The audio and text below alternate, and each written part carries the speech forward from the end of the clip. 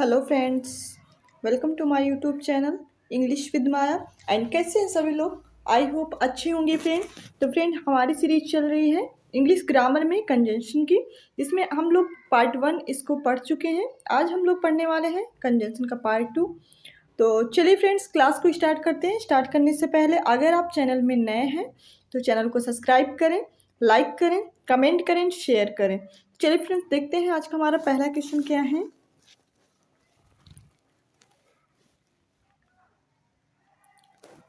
तो फ्रेंड, हम लोग कल तक कहाँ तक पढ़ चुके थे? कल हमने जो कोऑर्डिनेट कंजंक्शन के जो कुछ पार्ट थे, जो जिसमें हमने एक पार्ट कवर कर लिए थे, आज हम लोग उसका नेक्स्ट पार्ट कवर करेंगे।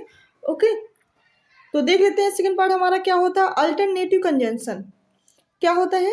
अल्टरनेटिव कंजंक्शन ये क्या होते हैं देखते हैं।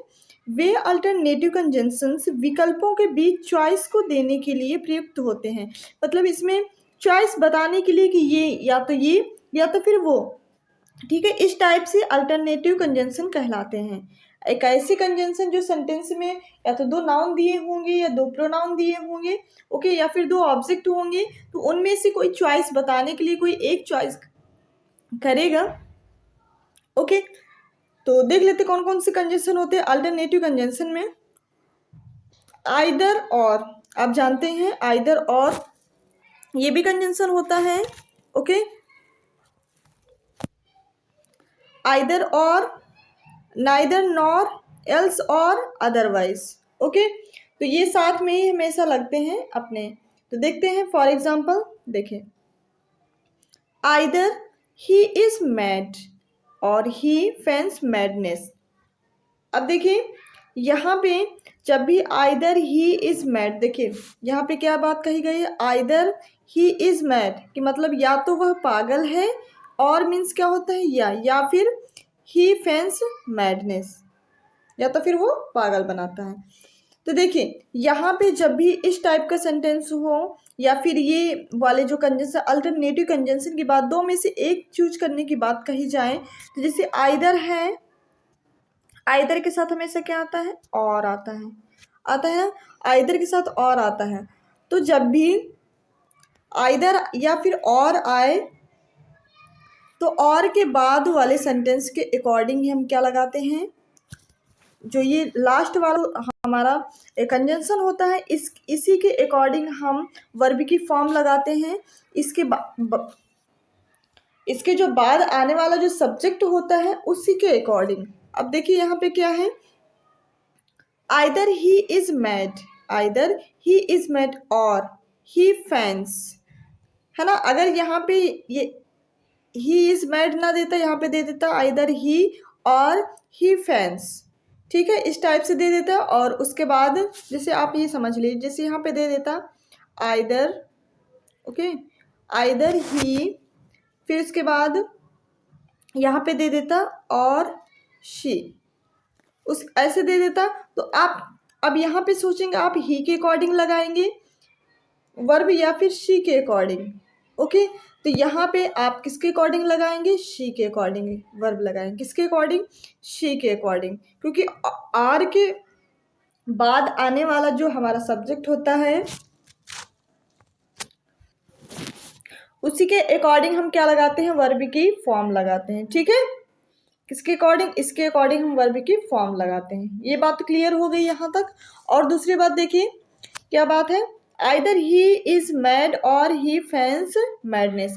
और ये भी बात होती है कि अगर ये वाले कंजंक्शन के बाद जो भी अगर प्रोनाउन है तो ये इसके बाद भी वही प्रोनाउन, इनकी पोजीशन ऐसी होती है कि उसके बाद भी वैसा ही सब्जेक्ट आएगा। या अगर यहाँ पे कोई ऐसा सिंगुलर सब्जेक्ट है तो यहाँ भी वही होगा। ये अगर एडजेक्टिव के पहले लगा है तो इधर भी एडजेक्टिव के पहले ही लगेगा। ठीक है, बात क्लियर हो गई ना। तो इस टाइप से हमारे अल्टरनेटिव कंजंक्शन होते हैं, मतलब हमेशा चूज करने के लिए बनाए जाते हैं। ओके, चलिए देख लेते हैं नेक्स्ट। नाइदर ए बारोवर नार ए लेंडर बी। तो ये तो जो कोटेशन है, ये कोटेशन है आपकी किसकी? साइलाक की है कोटेशन, ना तो किसी से उधार लो, वो सॉरी पोलोनियस की है। किसमें? पोलोनियस की है, ना तो किसी से उधार लो ना तो किसी को उधार दो। ओके, इसकी कोटेशन है। तो नाइदर, देखिए नाइदर के साथ क्या लगा है, नॉर लगा है, नाइदर ए बारोवर ए लेंडर। यहाँ पे भी देखिए एक सब्जेक्ट है, यहाँ पे भी सब्जेक्ट है, उसके अकॉर्डिंग ये लगा है। ठीक है, बात क्लियर हो रही है ना। तो ये बस आपको ये समझ लेना है कि अगर क्योंकि ये डबल वाले कंजंक्शन होते हैं, तो अगर इसके बाद ही आया तो इसके बाद भी वही आएगा, अगर इसके बाद नाउन है तो इसके बाद भी नाउन है, इसके बाद प्रोनाउन है तो इसके बाद भी प्रोनाउन है। तो इस टाइप से क्वेश्चंस किए जाते हैं। ठीक है, चलिए देखते हैं नेक्स्ट कंजंक्शन क्या है, एडवर्सेटिव कंजंक्शन। एडवर्सेटिव कंजंक्शन का मतलब क्या होता है, ये कंजंक्शन दो सेंटेंस के बीच में अपोजिशन या फिर कॉन्ट्रास्ट का भाव एक्सप्रेस करते हैं, मतलब विरोध प्रकट करते हैं।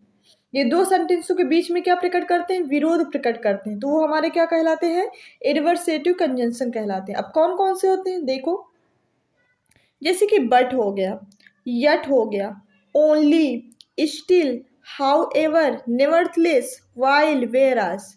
इस टाइप के जितने भी हमारे कंजंक्शन होते हैं वो कौन से कंजंक्शन होते हैं, एडवर्सेटिव। जैसे कि आप समझ लीजिए, जैसे बोल दिया जाए, हिंदी में ही बोल दिया जाए कि वह गरीब तो है लेकिन समझदार है, तो यहाँ पे जो लेकिन वर्ड आया है, बट आया ना, तो यहाँ पे क्या है, मतलब एक तरफ अलग बात कही जा रही है उसकी क्वालिटी, एक तरफ बिल्कुल से अलग बात, मतलब दोनों के एक दूसरे बिल्कुल मैच नहीं करते, बिल्कुल अपोजिट बात कही जा रही है। ठीक है, विरोध प्रकट कर रहा है, विरोध को एक्सप्रेस कर रहा है, तो ये हमारा क्या हो गया, ये हमारा बन गया एडवर्सेटिव कंजंक्शंस। ओके, तो चलिए फ्रेंड देखते हैं फॉर एग्जाम्पल्स, ज़्यादा अच्छे से आप समझेंगे। देखिए जैसे क्या है, he is poor but he is honest, he is poor but he is. अब यहाँ पे देखिए जो बट आया है, बट क्या प्रकट कर रहा है, यहाँ पे क्या एक्सप्रेस कर रहा है, देखिए ही इज पुअर, वह गरीब है, लेकिन ही इज ऑनेस्ट, फिर भी वो क्या है, ईमानदार है। तो यहाँ पर एक तरफ गरीबी की बात कही जा रही है और एक तरफ उसकी ऑनेस्टी की बात कही जा रही है। तो देखा जाए तो दोनों ही सेंटेंस एक दूसरे से क्या कर रहे हैं, अपोजिशन शो कर रहे हैं। क्या कर रहे हैं फ्रेंड, अपोजिशन शो कर रहे हैं, कॉन्ट्रास्ट शो कर रहे हैं। ओके, तो ये हमारा क्या बन जाएगा, एडवर्सेटिव कंजंक्शन बन जाएगा। ओके, तो ये जितने भी आपके कंजंक्शंस हैं, एडवर्सेटिव, इलेटिव, ये सारे जितने भी कंजंक्शन, उसमें उनके अंतर्गत जितने भी कंजंक्शन आते हैं उनको आप याद रखें, क्योंकि इस टाइप से भी क्वेश्चन पूछ लिया जाता है आपका, कि जैसे बट दे देगा और उसको दे देगा चार ऑप्शन में, एडवर्सेटिव कंजंक्शन है या फिर कम्युलेटिव कंजंक्शंस हैं, इस टाइप से कंजंक्शन दे दिया जाएगा, तो फिर आपको कंफ्यूज हो जाएंगे ये किस टाइप का सेंटेंस है, तो ये तो मैंने पढ़ा ही नहीं, तो ये बहुत डीपली आपको हम पढ़ा रहे हैं ये चीज़ें, तो आप बहुत अच्छे से इनको रट लीजिए। ओके, चलिए देखते हैं नेक्स्ट एग्जाम्पल क्या है, he was annoyed still yet he kept quite. He was annoyed मतलब वह चिंतित था, स्टिल येट फिर भी वो क्या था, शांत था। देखिए यहाँ पे एक तरफ उसकी मतलब चिंता करने की बात कही जा रही है, एक तरफ उसकी शांत, मतलब एक दूसरे से क्या कर रहे हैं, अपोजिट दर्शा रहे हैं। वो भी कौन, स्टिल या येट, ये इसको ज्वाइन कर रहे हैं। ठीक है, इनको ज्वाइन कर रहे हैं, मतलब इसको ज्वाइंट कर रहे हैं दोनों सेंटेंसों को। ये किस टाइप का सेंटेंस हो गया, एडवर्सेटिव सेंटेंस हो गया। किस टाइप का, एडवर्सेटिव सेंटेंस। ओके, बात क्लियर हो गई ना। हाँ, तो ये चीज़ें आपको अच्छे से माइंड में सेट कर लेनी है। चलिए अब देखते हैं हम लोग इलेटिव सेंटेंस। ओके, क्या है इलेटिव, देखते हैं इलेटिव सेंटेंस क्या होता है, देख लेते हैं। देखिए ये कंजंक्शंस जो निष्कर्ष के भाव को एक्सप्रेस करते हैं, मतलब इलेटिव कंजंक्शन का मतलब ये होता है कि एकदम लास्ट में जो भी निष्कर्ष निकलता है उसका भाव एक्सप्रेस करता है, उसका भाव प्रकट करता है, तो वो क्या कहलाते हैं, इलेटिव कंजंक्शन कहलाते हैं। जैसे शो, इसीलिए, मतलब कोई बात हो रही है तो उसके बाद आप बोलते हैं ना कि इसीलिए मैं ये कह रही थी या फिर कह रहा था। ठीक है, तो यहाँ पे निष्कर्ष की बात, कोई मतलब जो रीज़न था वो कारण बताने के बाद वो आप एक्सप्रेस करते हैं। ठीक है, उसका निष्कर्ष निकालते हैं, तो वो क्या होता है, इलेटिव कंजंक्शन। जैसे सो, फॉर, देयरफॉर, देन, हेंस, ये जितने भी वर्ड हैं ये आपके क्या हैं, ये सारे वर्ड हैं आपके इलेटिव कंजंक्शंस। क्या है फ्रेंड, ये सारे आपके जितने भी वर्ड्स हैं ये आपके हैं इलेटिव कंजंक्शंस। ओके, तो याद रखेंगे ना आप लोग? बिल्कुल, आप लोग बिल्कुल इनको अच्छे से रट डालिए, ठीक है, क्योंकि सर सारे एग्जाम्स में ये ज़रूर पूछे जाते हैं। तो देख लेते हैं फॉर एग्जाम्पल इसका, she will pass comma she works very hard. वो पास होगा कैसे? जब वह क्या करेगा? जब वो कठिन परिश्रम करता है। कोई भी हो, अगर वो कठिन परिश्रम करती है तो क्या हो जाएगा? वो पास होगी। तो यहाँ पे रीज़न की बात हो रही है, निष्कर्ष की बात हो रही है कि अगर आप कठिन परिश्रम करते हैं तो आप ज़रूर पास होंगे। ओके, ऐसे आप बोलते हो ना कि ये कोई एक निष्कर्ष की बात होती है ना, कंक्लूजन की बात होती है, तो वो होता है आपका इलेटिव कंजंक्शंस। ओके, देखते हैं क्या है। Vinay did not work so or consequently he failed. Vinay ने कठिन परिश्रम नहीं किया तो इसलिए वो क्या हो गया? अब इसलिए वो फेल हो गया। ओके, तो यहाँ पे पहले क्या कहा जा रहा है? पहले रीज़न बात कही जा रही है, फिर उसका निष्कर्ष निकल रहा है। ओके, तो यहाँ पे ये शो क्या क्या शो कर रहा है? ये हमारा निष्कर्ष के भाव को एक्सप्रेस कर रहा है। ओके, तो ये हमारा क्या बन गया? ये भी हमारा बन गया इलेटिव कंजंक्शंस। क्या बन गए फ्रेंड? Illative conjunctions. ओके, बात क्लियर हो गई ना? बिल्कुल। तो इस तरीके से आप ये कंजंक्शन, कोऑर्डिनेट कंजंक्शन को आप पढ़ चुके हैं। ओके, तो और देख लीजिए, जो कोऑर्डिनेट कंजंक्शन मेन कौन कौन से होते हैं? मेन आपके होते हैं, इनको हम क्या बोलते हैं? Fan boys. Fan boys. अगर आपसे कोई पूछ ले कोऑर्डिनेट कंजंक्शन कौन कौन से होते हैं तो आप क्या बताएंगे? Fan boys. ये याद करने की आपकी ट्रिक है, फैन बॉयज। कैसे? एफ फॉर क्या हो जाता है? For, A for and, N for nor, B for but, O for or, Y for yet, S for so. ठीक है, तो ये सारे आपके क्या हैं? ये आपके हैं फैन बॉयज, मतलब कि कोऑर्डिनेट कंजंक्शंस। अब देखते हैं इनके सारे यूज, देख लेते हैं कि फॉर का कहाँ पे यूज करते हैं, एंड का कहाँ पे यूज करते हैं। ओके, देखिए फॉर का यूज पहले देखिए। It is use to cite a reason और पर्पस। ये हमेशा किसके लिए यूज होता है? या तो कोई रीजन बताया गया या तो फिर कोई पर्पस के लिए शो किया जाता है। मतलब फॉर किसके लिए यूज करते हैं? या तो कोई रीजन होगा या तो कोई चीज़ का पर्पस होगा, तभी हम किसका यूज करेंगे? तभी हम लोग यूज करेंगे फॉर का। ओके, तो देख लेते हैं for example, I bought a new bag for my upcoming trip. I bought a new bag, मतलब मैंने एक न्यू बैग खरीदा। किसके लिए? माई अपकमिंग ट्रिप, मतलब जो आने वाला मेरा ट्रिप है उसके लिए मैंने क्या खरीदा? एक न्यू बैग। तो पर्पस उसका क्या है? अपकमिंग ट्रिप है। पर्पस उसका क्या है? रीज़न क्या है उसका? अपकमिंग ट्रिप है, इसीलिए उसने क्या खरीदा? एक नया बैग खरीदा। तो फॉर क्या हो जाएगा यहाँ पे? फॉर आपका बन जाएगा कोऑर्डिनेट कंजंक्शन। ओके, बात क्लियर हो गई ना? हाँ, तो ये यहाँ पे क्या शो कर रहा है? रीजन या पर्पस। चलिए देखते हैं नेक्स्ट क्वेश्चन। देखिए, अब एंड का यूज कहाँ पे किया जाता है? देखें, इट कनेक्ट्स और एड्स वन थिंग और अनदर। मतलब या तो एक चीज के लिए या फिर एक से ज्यादा चीजों के लिए क्या यूज करते हैं? एंड का यूज करते हैं। देखते हैं, जैसे I love both apples and bananas. मतलब मैं किसको किसको चाहता हूँ? एप्पल्स को भी चाहता हूँ और बनाना, दोनों को ही मैं क्या करता हूँ? पसंद करता हूँ। ठीक है, तो यहाँ पे जो एंड लगा वो किसके लिए लगा? मतलब कोई थिंग्स के लिए, कोई चीज़ों के लिए या फिर अनदर चीज़ों के लिए, एक से ज़्यादा चीज़ों के लिए। ओके, तो ये क्या यहाँ पे क्या हो जाएगा? एंड। ये हमारा एंड कंजंक्शन बन गया, मतलब कोऑर्डिनेट कंजंक्शन। अब देखिए नॉर क्या होता है? फैन। तो एन का मतलब क्या हो गया? नॉर। अब नॉर का यूज कहाँ करते हैं? देख लेते हैं। It is used to indicate a negative idea to an already existing negative idea. मतलब ये किसको शो करता है? ये हमेशा निगेटिव आइडिया को ऑलरेडी, मतलब निगेटिव आइडिया ही उसमें एग्जिस्ट होता है, तब ये क्या यूज होता है? नॉर यूज होता है। तो देख लेते हैं, जैसे क्या है, neither the white dress nor the yellow one looks good on me. है ना? मतलब या तो मेरे ऊपर कैसी, ना तो वाइट ड्रेस ना तो येलो, दोनों में से कोई भी ड्रेस ऐसी हैं जो मुझे सूट नहीं करती, मतलब मुझे अच्छी नहीं लगती हैं, ना तो वाइट ड्रेस ना तो येलो ड्रेस। तो यहाँ पे जो नॉर है, देखो एक से ज़्यादा के लिए बात कही जा रही है, ना तो येलो या तो ना तो वाइट ना तो येलो, दोनों ही चूज किया जा रहा है, दोनों में से कोई नहीं। कोई नहीं के लिए हम क्या लगाएंगे, नॉर का यूज करेंगे। ठीक, तो नॉर यहाँ पे क्या बन गया, कोऑर्डिनेट कंजंक्शन बन गया। क्या बन गया फ्रेंड, कोऑर्डिनेट कंजंक्शन। ओके, चलिए देख लेते हैं नेक्स्ट वन क्वेश्चन।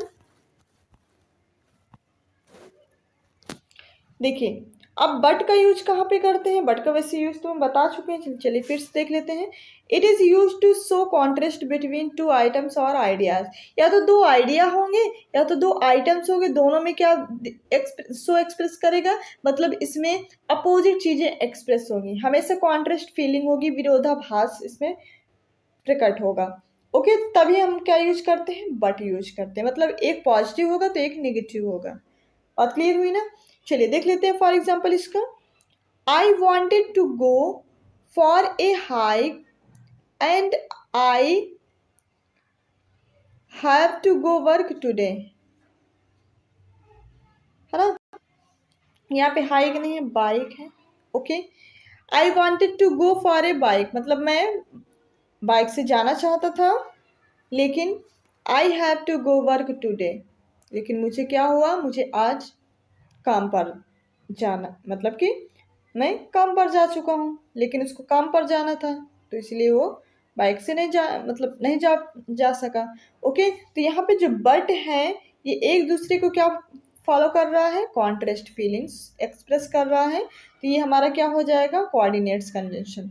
उसके बाद क्या आते हैं, और क्या शो करता है, it is use to present an alternative to an already present positive idea. अब यहाँ पे और की बात क्या है, यहाँ पे चूज करने की बात होती है, किसके, अल्टरनेटिव चीज़ें होती हैं, मतलब एक से ज़्यादा चीज़ें होती हैं और उनमें से कोई एक चूज करने की बात होती है। जैसे फॉर एग्जांपल देखिए, जैसे वुड यू लाइक टी और कॉफ़ी, तुम्हें टी पसंद होगी या फिर कॉफ़ी, टी या कॉफ़ी कोई एक पसंद होगी।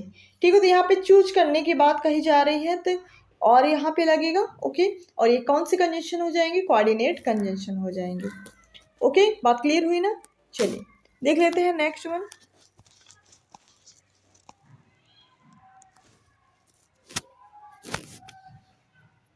देखिए यट, अब यहाँ पे यट क्या शो करता है, it is used to introduce an idea that adds something to previous idea and is usually contrasting with it. It is used to introduce an idea that adds something previous idea and is usually contrasting with it। यहाँ पे idea को क्या किया जाता है, introduce किया जाता है ना, फिर भी एड समथिंग प्रीवियस आइडिया, किसके थ्रू, प्रीवियस आइडिया के थ्रू, फिर भी क्या दिखाता है, फिर भी ये यूज कैसे होता है, कॉन्ट्रास्टिंग, मतलब विरोधारूप में।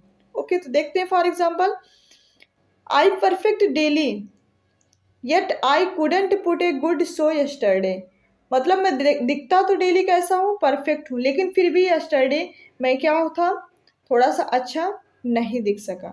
ओके, मतलब वो देखा जाए तो एक तरफ पॉजिटिव आइडिया दिखा रहा है और एक तरफ नेगेटिव, तो उसको दोनों को ही क्या कर रहा है, कॉन्ट्रास्ट आइडिया शो कर रहा है। ओके, तो यहाँ पे येट क्या हो जाएगा आपका, कोऑर्डिनेट्स कंजंक्शन। ओके, चलिए देख लेते हैं नेक्स्ट वन। अब सो क्या एक्सप्रेस करता है, सो को भी मैं बता चुकी हूँ, चलिए फिर से देख लेते हैं। It is used to indicate that effects और रिजल्ट्स ऑफ एन एक्यूरेंस, मतलब ये क्या शो करता है, शो हमेशा या तो कोई रिजल्ट्स को शो करता है या कोई कंक्लूजन को शो करता है या फिर कोई इफेक्ट्स को। ओके, ये हमेशा निष्कर्ष की बात करता है। ओके, क्या बात करता है, हमेशा निष्कर्ष की बात करता है, तभी हम क्या लगाएंगे, सो। देखते हैं, I reach the station late, मैं स्टेशन कब पहुंचा, लेट पहुंचा, so I miss the train, तभी क्या हो गई, मेरी ट्रेन मिस हो गई। ओके, रीज़न क्या था, मतलब रीज़न ये था कि वो स्टेशन लेट पहुंचा, इसीलिए वो क्या हो गया, उसकी जो ट्रेन थी वो मिस हो गई। तो यहाँ पे सो क्या शो कर रहा है, यहाँ पे सो एक्सप्रेस कर रहा है कोई कंक्लूजन, क्या कर रहा है, कोई कंक्लूजन एक्सप्रेस कर रहा है। ओके, तो यहाँ पे क्या हो जाएगा, सो आपका कोऑर्डिनेट्स कंजंक्शन हो जाएगा, क्या हो जाएगा, कोऑर्डिनेट्स कंजंक्शन हो जाएगा। तो चलिए फ्रेंड्स, आज हम लोग यहीं तक पढ़ेंगे कोऑर्डिनेट्स कंजंक्शन, और यहाँ से आज हमारे कोऑर्डिनेट्स कंजंक्शन समाप्त कर लिया हम लोगों ने। नेक्स्ट पार्ट में हम लोग पढ़ने वाले हैं क्या, नेक्स्ट पार्ट में हम लोग पढ़ेंगे सब ऑर्डिनेट्स कंजंक्शन, जो कि आपके लिए मोस्ट इम्पॉर्टेंट है। ये भी है मोस्ट इम्पॉर्टेंट, लेकिन इससे भी ज़्यादा सब ऑर्डिनेट कंजंक्शन है। ओके, तो चलिए फ्रेंड्स, कैसी लगी क्लास, अपना फीडबैक जरूर दिया करें। ओके, अगर आप फीडबैक देते हैं तो हमें उससे मोटिवेशन मिलता है। ओके, और लाइक जरूर कर दिया करें, शेयर भी किया करें, और अगर आप चैनल में नए हैं तो चैनल को सब्सक्राइब जरूर किया करें और बेल आइकन को जरूर दबाया करें, ताकि उसकी नोटिफिकेशन, जो भी मेरी लेटेस्ट वीडियो होती है उसकी नोटिफिकेशन आप तक तुरंत पहुंच सके। ओके फ्रेंड, तो चलिए फ्रेंड्स, अब हम लोग क्लास को ओवर करेंगे। Thank you so much.